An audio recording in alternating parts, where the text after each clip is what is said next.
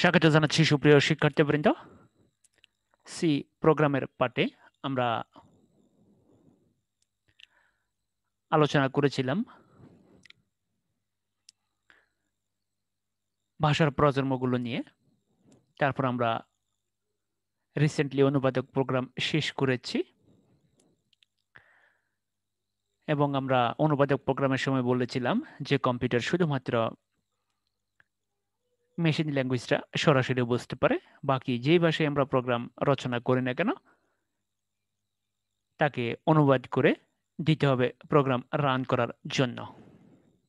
তো আমরা গত পাঠে ইন্টারপ্রিটার নিয়ে আলোচনা করেছিলাম এবং পরিশেষে আমরা সাংকেতিক অ্যাসেম্বলার এবং কম্পাইলার নিয়ে তুলনা নিয়ে আলোচনা করেছিলাম এবং তার শেষে আমরা কম্পাইলার এবং ইন্টারপ্রিটারের তুলনা নিয়ে আলোচনা করেছিলাম। তো আশা করি তোমরা সবকিছু ভালোভাবেই বুঝতে পেরেছো। তোমরা আমার প্রত্যেকটি কথা শুনবা এবং প্রত্যেকটি লাইন ভালোভাবে পড়বা, তাহলে এমসিকিউতে কিন্তু তোমরা ভালো করবে। মনে রাখবা তোমাদেরকে কিন্তু সিকিউ এবং এমসিকিউ উভয়ের জন্য একই সাথে প্রিপারেশন নিতে হবে। তো আজকে আমরা এই সি প্রোগ্রামের একটা গুরুত্বপূর্ণ বিষয় নিয়ে আলোচনা করবো। আসলে আমাদের এই অধ্যায়টা কিন্তু আসলে দিচ্ছে তোমাদেরকে প্রোগ্রামিং সম্পর্কে একটু ধারণা দেওয়ার জন্য, যে যাতে তোমরা ভবিষ্যতে প্রোগ্রামার হইতে পারো বা তোমরা প্রোগ্রামিং নিয়ে কাজ করতে পারো। প্রোগ্রামিং এর হাতে ঘড়ি, আসলে মূলত এই অধ্যায়টা হচ্ছে প্রোগ্রামিং এর হাতে ঘড়ি। তো আমরা এখন আসলে জানবো যে এই প্রোগ্রাম সম্পর্কে বিস্তারিত। আজকে আমরা এতদিন ভাষা প্রজন্মগুলো নিয়ে জেনেছি, আমরা অনুবাদক প্রোগ্রাম নিয়ে কথা বলেছি। আজকে আমরা প্রোগ্রাম নিয়ে ব্যাপক আলোচনা করব। তো আমরা যে অধ্যায়টা পড়তেছি এই অধ্যায়ের নাম হচ্ছে সি প্রোগ্রামিং। এটা হচ্ছে তোমাদের আইসিটি বইয়ের পঞ্চম অধ্যায়। এই অধ্যায় থেকে কিন্তু বোর্ড পরীক্ষায় দুটি প্রশ্ন থাকতে পারে, তবে থাকার সম্ভাবনা কিন্তু অনেক বেশি, কারণ বিগত সালগুলোতে কিন্তু এই অধ্যায় থেকে দুটি করে প্রশ্ন আসছে। অর্থাৎ এই অধ্যায় থেকে দুটি করে প্রশ্ন আসার কারণ হচ্ছে এই অধ্যায়টার উপরে জোর দেওয়া হচ্ছে যাতে তোমরা এই অধ্যায়টা ভালোভাবে পড়ো। কিন্তু ম্যাক্সিমাম স্টুডেন্টরা, বিশেষ করে আর্টস এবং কমার্সের স্টুডেন্টরা কিন্তু এই অধ্যায়টা একেবারেই পড়তে চায় না। ইভেন সায়েন্সের স্টুডেন্টরা কিন্তু এই অধ্যায়টা পড়তে চায় না, তারা এই অধ্যায়টা বাদ দিয়েই কিন্তু তারা আইসিটি আসলে শিখতে চায়। তবে আমি বলবো যে তোমরা যদি ভবিষ্যতে সিএসসি পড়তে চাও বা তোমরা যদি প্রোগ্রামার হতে চাও, তোমরা যদি আউটসোর্সিং করতে চাও, তোমরা যদি ওয়েবসাইট ডিজাইনার হতে চাও, তোমরা যদি সফটওয়্যার ডেভেলপার হতে চাও, কারণ শুধু যে তুমি সিএসসি পড়লেই যে তুমি সফটওয়্যার ডেভেলপার হবে তাও না। অনেক বাইরের স্টুডেন্টরা কিন্তু অনেক অন্যান্য সাবজেক্টে পড়েও কিন্তু অনেকেই কিন্তু এই যে প্রোগ্রামার হয় বা অনেকেই কিন্তু তোমার ওয়েবসাইট ডেভেলপার হচ্ছে বা অনেকেই কিন্তু সফটওয়্যার ডিজাইন করতেছে বা সফটওয়্যার ডেভেলপ করতেছে। তো তোমরাও চাইলে ভবিষ্যতে আসলে এই কাজগুলো করতে পারো। আউটসোর্সিং এ এখন অনেক কাজ করা যায়। তো তার জন্য কিন্তু এই অধ্যায়টা অনেক ভালোভাবে তোমাকে পড়তে হবে। বিশেষ করে চতুর্থ, পঞ্চম এবং ষষ্ঠ এই তিনটি অধ্যায় কিন্তু কোনোভাবেই বাদ দেওয়া যাবে না। তবে স্টুডেন্টরা এই অধ্যায়টা সবসময় বাদ দিতে চায়, বলে যে সি প্রোগ্রাম খুব কঠিন। আসলে আমি বলবো সি প্রোগ্রামিং কঠিন না, এই অধ্যায়টা একেবারেই নতুন। তবে তুমি ধারাবাহিকভাবে পড়ে আসবে। যেমন তোমরা ধরো যে আমি এতদিন ধরে ভাষা প্রজন্ম নিয়ে আলোচনা করছি, তারপর অনুবাদক প্রোগ্রাম নিয়ে আলোচনা করছি। আমার তো মনে হয় না যে এখানে কোনো কিছু তুমি কঠিন আকারে পাইছো। তো আমরা আজকে কিন্তু প্রোগ্রাম নিয়ে বিস্তারিত আলোচনা করবো, যে আসলে একটা প্রোগ্রাম আমরা কিভাবে বাছাই করব বা আমরা কখন কোনো কিছুকে প্রোগ্রাম বলবো, একটা প্রোগ্রামের কয়টি অংশ থাকে, বা তুমি যে একটা সফটওয়্যার তৈরি করবা, যে তুমি আসলে কিভাবে করবা বা কোন বিষয়ের উপরে করবা, এটা কিভাবে এগোবা, আসলে ওইটাই আমরা আজকে দেখবো।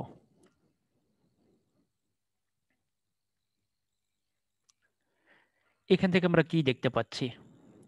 তোমরা জানো যে উপরে উঠতে হলে আমাদের কতগুলো সিঁড়ি বেয়ে উপরের দিকে উঠতে হয়, আবার নিচে নামতে হলেও ওই সিঁড়িগুলো দিয়ে আমাদেরকে নিচে নামতে হয়। অর্থাৎ ধাপে ধাপে আমরা উপরের দিকে উঠতে পারবো।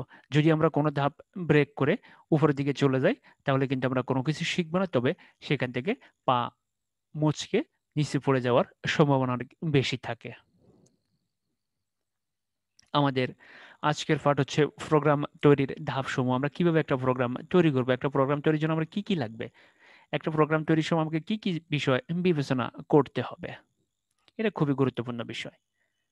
তুমি তোমার বাসায় একটা বিয়ের অনুষ্ঠান করবা, ওই বিয়ের অনুষ্ঠানের যে প্রোগ্রামগুলো তুমি এটা কিভাবে করবা, কিভাবে তুমি এটাকে ডিজাইন করবা, কাকে তুমি কোন দায়িত্ব দিবা, কখন তুমি কোন কাজ করবা, আগে তোমাকে কোন কাজ করতে হবে, পরে তোমাকে কোন কাজ করতে হবে, এই জিনিসগুলো কিন্তু তোমাকে আগেই কিন্তু সেটিং করে নিতে হবে। তাহলে আমাকে প্রথমে জানতে হবে যে প্রোগ্রাম কি। যদি আমরা প্রথমে আলোচনা করেছিলাম প্রোগ্রাম কি, কম্পিউটারের মাধ্যমে কোনো সমস্যা সমাধানের জন্য প্রয়োজনীয় নির্দেশমালার সমষ্টিকে প্রোগ্রাম বলা হয়। তো আমাদের প্রোগ্রামটা কিন্তু কম্পিউটারের মাধ্যমে, এবং আমরা কম্পিউটার ছাড়া কোনো কিছু করবো না। আমাদের যে প্রোগ্রাম সেটা শুধুমাত্র কম্পিউটারের মাধ্যমেই সমাধান হবে। তো কম্পিউটারের মাধ্যমে কোনো সমস্যা সমাধানের জন্য প্রয়োজনীয় নির্দেশমালার সমষ্টিকে প্রোগ্রাম বলে। আমরা যতগুলো কমান্ড দেব ওই কমান্ডগুলোর সমষ্টিকে বলা হয় প্রোগ্রাম। তো প্রোগ্রামের কয়টা অংশ দেখো তোমরা, এই যে এখান দিয়ে ইনপুট দিচ্ছে, অর্থাৎ এখান দিয়ে কোনো কিছু দেওয়া হচ্ছে, এখান দিয়ে কোনো কিছু দেওয়া হচ্ছে, এখান দিয়ে আউটপুট বের হচ্ছে, আর এই জায়গায় প্রসেসিং হচ্ছে। তাহলে দেখো এটা হচ্ছে ইনপুট। এরপরে ফাইনালি আমরা যেটা পাবো সেটা হচ্ছে আউটপুট। এই যে এটা কি, এটা হচ্ছে আউটপুট। এই যে ইনপুট আমরা দিলাম, আউটপুট আমরা পেলাম। আচ্ছা তোমরা অনেকেই ধান ভেঙে চাল বের করতে দেখছো, তোমরা দেখছো যে ধান দেওয়া হয় মেশিনের উপর দিয়ে, ধান দিলে সেখানে প্রসেসিং হলে আরেক জায়গায় দিয়ে চাল বের হয়। তাহলে ধানটা হচ্ছে আমার ইনপুট, চালটা হচ্ছে আমার আউটপুট, আর ভিতরে যে কাজটা হচ্ছে সেটা হচ্ছে আমার, তাহলে এই যে জিনিসটা এটা হচ্ছে প্রসেস। অর্থাৎ আমরা ইনপুট দেব, ইনপুট দেওয়ার পর সেটাকে প্রসেস করে যা পাবো তাকেই বলে আউটপুট। তোমরা এটা মনে রাখবে, ইনপুট দেওয়ার পরে প্রসেস করে যা আমরা পাই তা হচ্ছে আউটপুট। তাহলে একটা প্রোগ্রামের তিনটে অংশ, ইনপুট, প্রসেসিং আর আউটপুট। ইনপুট কৃত ডাটাকে প্রসেস করলে যা পাওয়া যায় তাই হচ্ছে আউটপুট। তাহলে একটা প্রোগ্রামের কয়টা অংশ, একটা প্রোগ্রামের তিনটে অংশ, এটা কিন্তু এমসিকিউতে আসতে পারে। তাহলে একটা প্রোগ্রামের কয়টা অংশ, তিনটে অংশ, ইনপুট, প্রসেসিং আর আউটপুট। এখন দেখো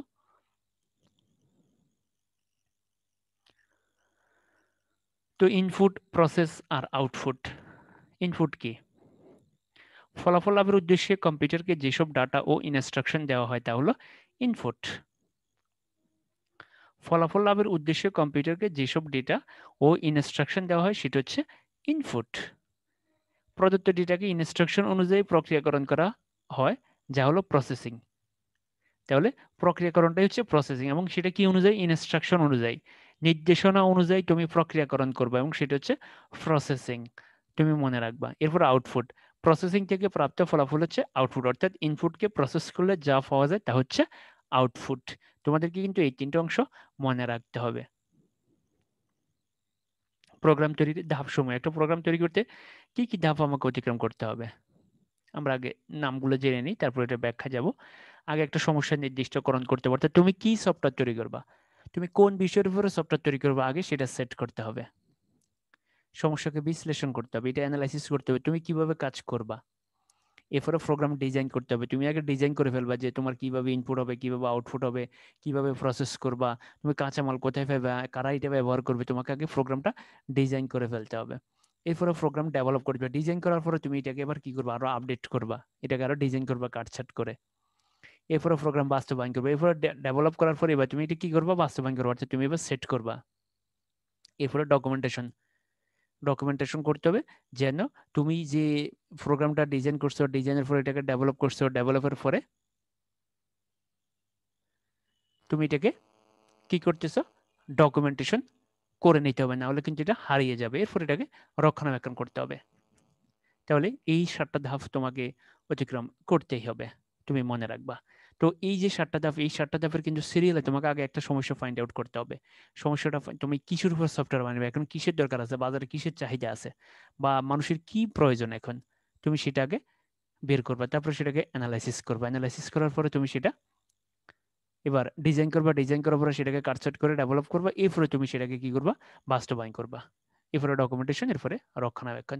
আমরা এটার বিস্তারিত ব্যাখ্যা দেখবো এখন। তাহলে প্রোগ্রাম তৈরির ধাপ সমূহ, এই যে ধাপগুলা, এই তুমি এই ধাপ থেকে চাইলে এই ধাপে চলে যেতে পারবে না, সিরিয়ালে কিন্তু তোমাকে কাজগুলো করতে হবে। তাহলে প্রথম হচ্ছে সমস্যা নির্দিষ্টকরণ, তুমি আগে একটা সমস্যা খুঁজে বের করবে যে তুমি কি নিয়ে কাজ করবা। অনেকেই চিন্তা করে, কিন্তু আসলে সে কি নিয়ে চিন্তা করে সে নিজে জানো, বা সে কি করবে সেটা নিজে বুঝতে পারবে না। আগে তুমি কি কাজ করবা, কি নিয়ে একটা সফটওয়্যার তৈরি করবে, আগে সেটা নির্দিষ্ট করবা।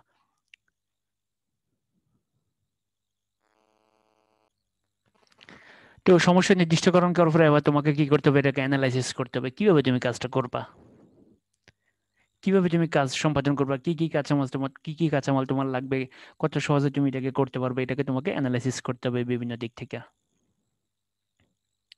এবার তুমি ডিজাইন করবা, অর্থাৎ তুমি এটা কি করবা, অ্যালগোরিদম তৈরি করবা, অ্যালগোরিদম প্রসার্ট এগুলা, অর্থাৎ তোমাকে ডিজাইন করতে হবে। ডিজাইন তৈরি করার পরে এবার তুমি সেটা কি করবা, ডেভেলপ করবা।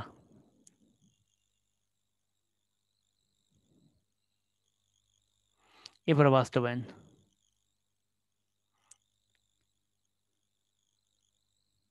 এরপরে তোমাকে ডকুমেন্টেশন করতে হবে, ডকুমেন্টেশন না করলে এটা হারাই যাবে, হারাই গেলে তুমি এই যে অথবা তোমার এই যে চিন্তা ভাবনা কখন তুমি কি চিন্তা করছো এগুলো ভুলে যাবে। যখনই তোমার মাথায় যে প্ল্যান আসবে সেটা নোট ডাউন করে রাখতে হবে, তাহলে তুমি পরবর্তীতে সেটা দেখলেই মনে করতে পারবা। ফাইনালি তোমাকে কি করতে হবে, এরপর এটাকে রক্ষণাবেক্ষণ করতে হবে, তোমার সফটওয়্যারকে রক্ষণাবেক্ষণ করতে হবে। রক্ষণাবেক্ষণ যেমন মেশিনের রক্ষণাবেক্ষণের জন্য আমরা কি করি, তেল দিই ইঞ্জিনের ভিতরে, তারপর আমরা যে কোনো আমরা বাসায় যে যতগুলো জিনিস কিনি না কেন সেগুলো আমরা কি করি, রক্ষণাবেক্ষণ করার চেষ্টা করি। তো তোমার সফটওয়্যারকে তোমার রক্ষণাবেক্ষণের দায়িত্ব তোমাকেই নিতে হবে, প্রোগ্রাম রক্ষণাবেক্ষণ। তাহলে এই যে প্রত্যেকটা ধাপ তোমাকে কিন্তু সিরিয়ালি করতে হবে। তুমি যদি সমস্যা নির্দিষ্ট করানোর পরে তুমি যে প্রোগ্রাম বাস্তবায়ন করে ফেলো তাহলে কিন্তু হবে না। কিভাবে করবে তোমার, কারণ তাহলে তোমার প্রোগ্রামটা কিন্তু কি হবে না, সুন্দর হবে না, বা এটা জনমনে এটা গ্রহণযোগ্য হবে না। তো সমস্যা নির্দিষ্টকরণে কি বাসে কি কি জিনিস চিন্তা করতে হবে, দেখো সমস্যা সমাধানের পূর্বে অবশ্যই তা ভালোভাবে চিহ্নিত করতে হবে সমস্যার প্রকৃতি, কারণ ও সমস্যা সমাধানের সম্ভাবনার কতগুলো বিষয় তথ্যানুসন্ধানের এই ধাপে বিবেচনা করা হয়ে থাকে। যে তুমি আসলে যে সমস্যাটা নির্দিষ্ট করবা এই সমস্যাটা তুমি কিভাবে সমাধান করবা, বা এটা সমাধান যোগ্য কিনা, এটা সমাধান যোগ্য কিনা তোমাকে সেটাও চিন্তা করতে হবে। তাহলে বিষয়গুলো হচ্ছে যেগুলো সমস্যা কোন ধরনের ইনপুট হবে, অর্থাৎ এনে ইনপুট হিসেবে তুমি কি ব্যবহার করবে, বা ইনপুট তোমার কাছে আছে কিনা, বা ইনপুট মানুষের হাতে থাকবে কিনা, কোন ধরনের আউটপুট প্রয়োজন হবে সে বিষয়ে সিদ্ধান্ত নেওয়া হবে। যে তুমি ইনপুট দিলে কি আউটপুট পাইবা, বা জন পাবলিকের এই মুহূর্তে কি দরকার, যা দরকার তাই হচ্ছে আউটপুট, আর যা সে কাঁচামাল হিসেবে দিবে তা হচ্ছে ইনপুট। সমস্যা সমাধানের জন্য যে সকল তথ্য প্রয়োজন তা বিভিন্ন পদ্ধতি অবলম্বন করে সংগ্রহ করতে হবে, অর্থাৎ তথ্যানুসন্ধানের কাজটিও এই ধাপে সম্পন্ন করতে হবে। তাহলে তোমাকে একটা সমস্যা নির্দিষ্টকরণ করতে গেলে বিভিন্ন বিষয় তোমাকে বিবেচনা করতে হবে, যে তুমি কি ইনপুট নিবা, কি আউটপুট হবে, বা এই যে সমস্যা সমাধানের জন্য তোমার যে যে জিনিসগুলো লাগবে সেটা তুমি কোথা থেকে সংগ্রহ করবা, কিভাবে সংগ্রহ করবা। এবার সমস্যা বিশ্লেষণ করতে হবে। সমস্যা বিশ্লেষণ তুমি নিজে করতে পারো, বা প্রয়োজনে কতগুলো লোককে তুমি ডাকতে পারো, তুমি প্রয়োজনে একটা মিটিং কল করতে পারো, যে আমরা এই কাজটা করব, এখন আপনারা আমাকে পরামর্শ দেন, বা আপনাদের কার কি আইডিয়া আছে। দেখো, যার মাধ্যমে সিস্টেমে ব্যবহৃত উপাদান ও বিষয়বস্তু বিশ্লেষণ করে সমস্যার নিরূপণ, সমস্যার কারণ চিহ্নিতকরণ, ডেটা সংগ্রহ এবং সমস্যা সমাধানের জন্য নতুন সিস্টেম তৈরির সর্বোচ্চ পরিকল্পনা করা হয়। সমস্যা নির্দিষ্টকরণের পর সমস্যাটিকে ক্ষুদ্র ক্ষুদ্র অংশে ভাগ করতে হবে। এই ধাপে নিম্নলিখিত বিষয়গুলোর উপর গুরুত্ব দিতে হবে। সেটা হচ্ছে সমস্যা গাণিতিক মডেল তৈরি করতে হবে। তুমি যে প্রবলেমটা সলভ করবা, তারপর তুমি যে বিষয়ে সফটওয়্যার তৈরি করবা, আগে তুমি একটা খসড়া দায় করে ফেলবা। সমস্যা সমাধানে কত সময় লাগবে সেটা নিরূপণ করতে হবে।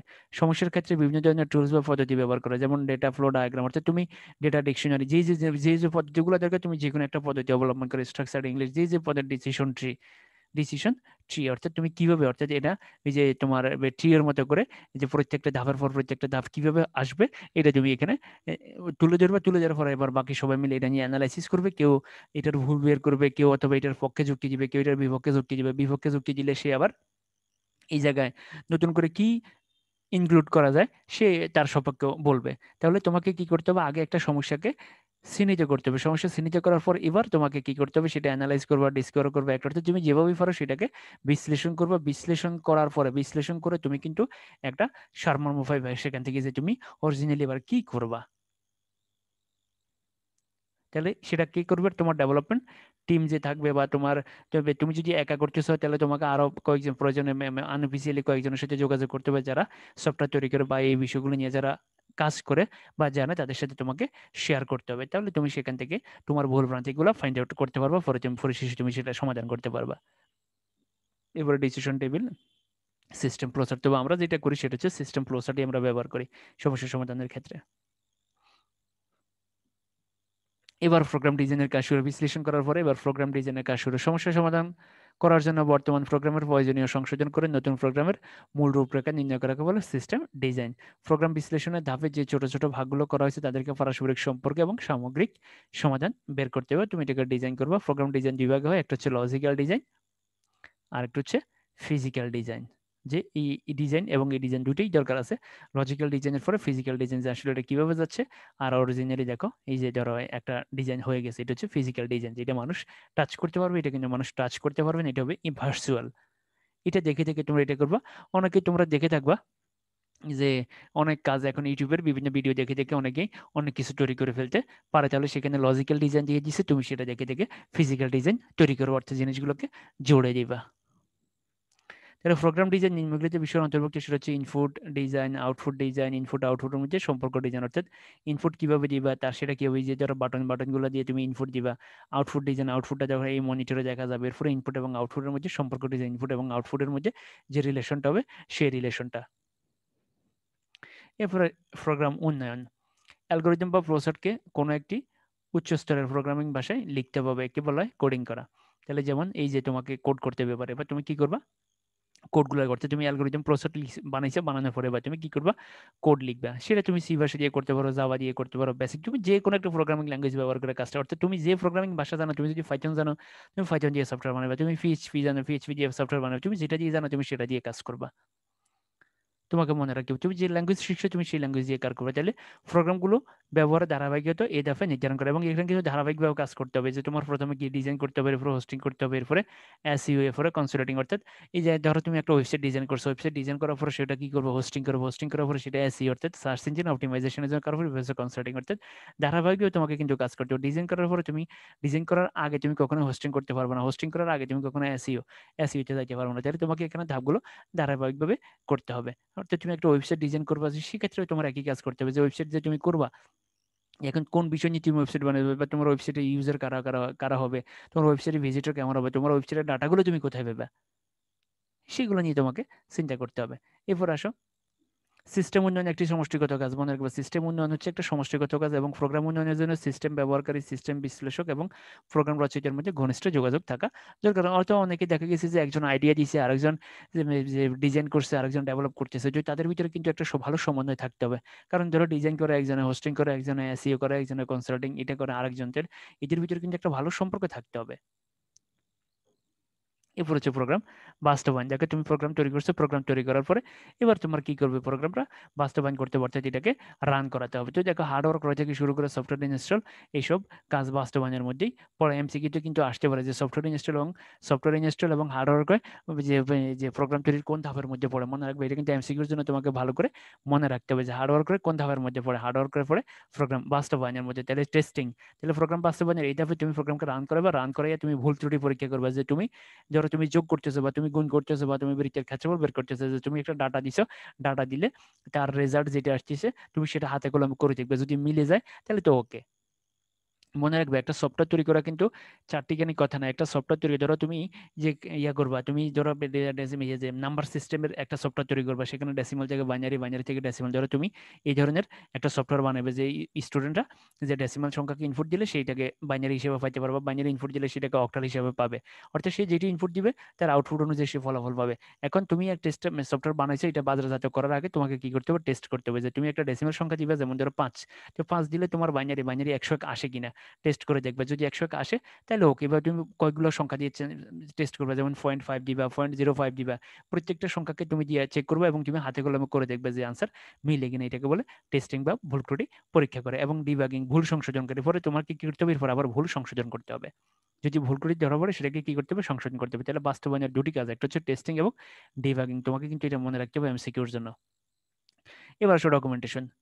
প্রোগ্রাম ডেভেলপমেন্টের সময় ভবিষ্যতের কথা ভেবে বিভিন্ন বিষয় লিপিবদ্ধ করে রাখতে হয়, এই লিপিবদ্ধ করাকে প্রোগ্রাম ডকুমেন্টেশন বলে। মনে রাখবে তোমার এই সফটওয়্যার কিন্তু ক্রাশ করতে পারে, বা এটা হারিয়ে যেতে পারে যে কোনোভাবে, অথবা এটা হ্যাক হইতে পারে যে কোনোভাবে, যে কিছু হইতে পারে। তাহলে তোমাকে কি করতে হবে, তার প্রত্যেকটা জিনিস কিন্তু তোমাকে ডকুমেন্ট করে রাখতে হবে। তাহলে প্রোগ্রাম রক্ষণাবেক্ষণ ডকুমেন্টেশনের গুরুত্ব কিন্তু খুবই অপরিসীম, তুমি এটা চিন্তা করতে পারবে না। যারা বিপদে পড়ে তারাই কিন্তু বুঝতে পারে যে ডকুমেন্টেশনের গুরুত্ব আসলে কতখানি। ডকুমেন্টেশনে নিম্নলিখিত বিষয়গুলো অন্তর্ভুক্ত করতে হবে, প্রোগ্রামের বর্ণনা দিতে হবে, তারপরে ফ্লো চার্ট থাকবে, তারপর লিখিত প্রোগ্রাম থাকবে, তারপরে নির্বাহের জন্য প্রয়োজনীয় কাজের তালিকা, যে তুমি যে কাজগুলো করছো সেই কাজের তালিকাগুলো থাকবে, যে কিভাবে প্রোগ্রামটা নির্বাহ হচ্ছে। এই সব বিষয় কিন্তু ডকুমেন্টেশনের ভিতরে অবশ্যই থাকবে। মনে রাখবে প্রোগ্রাম ডকুমেন্টেশন কিন্তু খুবই গুরুত্বপূর্ণ, কারণ তুমি একটা জিনিস তৈরি করছো, যদি তুমি সেটাকে রক্ষাই করতে না পারো তাহলে তো হবে না। এরপরে পরীক্ষণ এবং ফলাফল, তোমার পরীক্ষণ করবে এবং তার ফলাফল কি এসেছে সেটা তুমি ডকুমেন্ট করে রাখবা। তাহলে তুমি যদি বুঝতে পারবা যে এই জায়গায় আমি টেস্ট করছি, এই জায়গায় ফলাফল আমার ঠিক হয়েছে। ধরো এরকম হয়েছে যে ধরো আমি পরীক্ষার জন্য একটা সফটওয়্যার তৈরি করছিলাম এক্সেলে, তো আমি এই যে অনেকে আমার এখান থেকে নিয়ে এটা ব্যবহার করছে, কিন্তু কিছু জায়গায় আমার ভুল ছিল, কিন্তু আমি যতগুলো জায়গায় চেক করছি সবগুলো জায়গায় আমি আমার ভুল সেখানে যেটা আমি ভুল পেয়েছি সেটাকে সংশোধন করছি, কিন্তু যেই জায়গাগুলো আমার চেকের আওতার বাইরে রয়ে গেছে অর্থাৎ আমি চেক করি নাই, সেই জায়গায় যে ভুলগুলো পড়ছে তারা ডাটা এন্ট্রি দেওয়ার পরে তারা যখন আউটপুট পায়, তারা যখন প্রিন্ট করে ফেলে তখন কিন্তু ভুলগুলো চোখে পড়ে। যেমন ধরো সেখানে এই যে এরকম হয়েছে যে চৌমনি কলেজের পরীক্ষার সময় এই যে তোমার টেস্ট পরীক্ষায় ছিল তোমার 7 বিষয়, কিন্তু ওখানে আমাদের ফার্স্ট ইয়ার ফাইনালে আমি যেটা করছিলাম সেটা হচ্ছে 6 বিষয় দিয়ে, তুই 6 বিষয় দিয়ে অর্থাৎ তারা 6 দিয়ে ভাগ করছে কিন্তু পরীক্ষা হচ্ছে 7 বিষয়ের, তুই এখন তার এক বিষয়ের মার্ক কিন্তু সেখানে যোগ হয় নাই। তাহলে দেখো এই যে ভুলগুলা, এই ভুলগুলা কিন্তু যে তুমি যখন প্রোগ্রাম এই যে ইয়েতে যাবা, প্রোগ্রাম বাস্তবায়ন অংশে যাবা, প্রোগ্রাম বাস্তবায়ন অংশে তোমাকে কি করতে হবে, তুমি প্রত্যেকটা আউটপুটকে চেক করবা যে তোমার যদি 10টা আউটপুট হয়, 10টা আউটপুটের জন্য তুমি 10 ধরনের ডাটা দিয়ে তুমি সেটাকে চেক করবা, তাহলে তোমার অর্থাৎ ইউজার চাইবে কি, ইউজার চাইবে যে সেই যে ইনপুট দিচ্ছে ইনপুট অনুযায়ী তার ফলাফলটা আসতেছে কিনা। এখন তোমার যদি 10টা আউটপুট হয়, যে 10টা আউটপুট তোমার সঠিক হচ্ছে কিনা, যে 10 আউটপুট তোমার যদি সঠিক থাকে তাহলে এবার তুমি প্রোগ্রাম কি করবা, বলবা যে এই যে ইটস ওকে, এই প্রোগ্রামটা সঠিক, এই প্রোগ্রামে কোনো ভুল নাই। তাহলে এই জন্য প্রোগ্রাম ডকুমেন্টেশনের পূর্বে তোমাকে কি করতে হবে, বাস্তবায়ন করতে হবে, বাস্তবায়ন করার পর তোমাকে কিন্তু এই যে ডকুমেন্টেশনের এই জিনিসগুলো তোমাকে মেনে চলতে হবে। তাহলে পরীক্ষণ এবং ফলাফল যে তুমি কি ফলাফল পাইছো, তাহলে পরবর্তীতে তুমি তো যখন কেউ তোমাকে ক্লেম করবে তখন তো তুমি চেক করে দেখতে পারবে বাবা যে তোমার এই তুমি যখন টেস্ট করছো তখন এই ফলাফল আসছে, এখন এই ফলাফল আসছে কেন। এরপর আসলে সর্বশেষ প্রোগ্রাম রক্ষণাবেক্ষণ।